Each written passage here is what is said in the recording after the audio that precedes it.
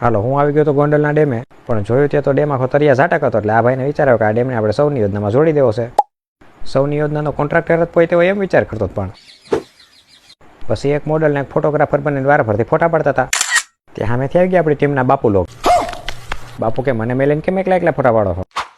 આ કે બાપુ મારતા નહીં, તમારે ફોટા પાડી દઈ. બાપુએ બૈરાવની જે મોંઢામાં બેસી ગયા પોઝ આપવાનું ચાલુ કરી દીધું. તડકો બહુ હતો તાએ પોતાની મંત્ર શક્તિથી સૂરજને ઢાળવાનો પ્રયત્ન કર્યો, પણ કંઈ હાલ્યું નહીં. ઊંચું જોઈને હું ઉભા છો? હજી કંઈ ડ્રોન દ્વારા તમારે ફોટોગ્રાફી નથી કરવાની અહીંયા. આ એન્જિનિયર પણ બધું ચેક કરતો જાય છે. હાજુ એ નહીં રહેવા દે. હાજુ જમીન ઉપર જગ્યા ઓછી હતી તો એંગલે ચડ્યો ફોટો પાડવા. ટીપે ટીપે સરોવર ભરે, પણ આજ બાપુ એક એક કણો નાખીને આખો ડેમ બુરી દેવાના છે. હાલો પગથિયા ચડીને આપણે જઈશું ડેમના પારા ઉપર. ને પારા ઉપર ચડીને જોયું ત્યાં તો આ બાજુ ડેમ આખો છલોછલ ભર્યો છે. यही नहीं, अभी और सुनिए. પવન 100 કિલોમીટરની ઝડપે જતો હતો. મારા વાળ થઈ ગયા નાગની ફેણની જેમ ઊંચા.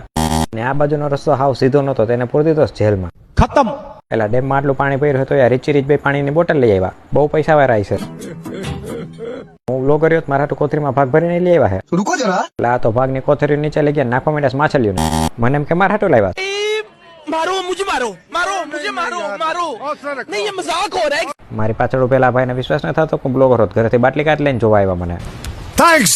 હાલો દી આથમી ગયો છે ને આપણે ફેટાવીશું ઘર બાજુ. ત્યાં તમે લાઈક કમેન્ટ છે ને ફોલો કરી નાખો.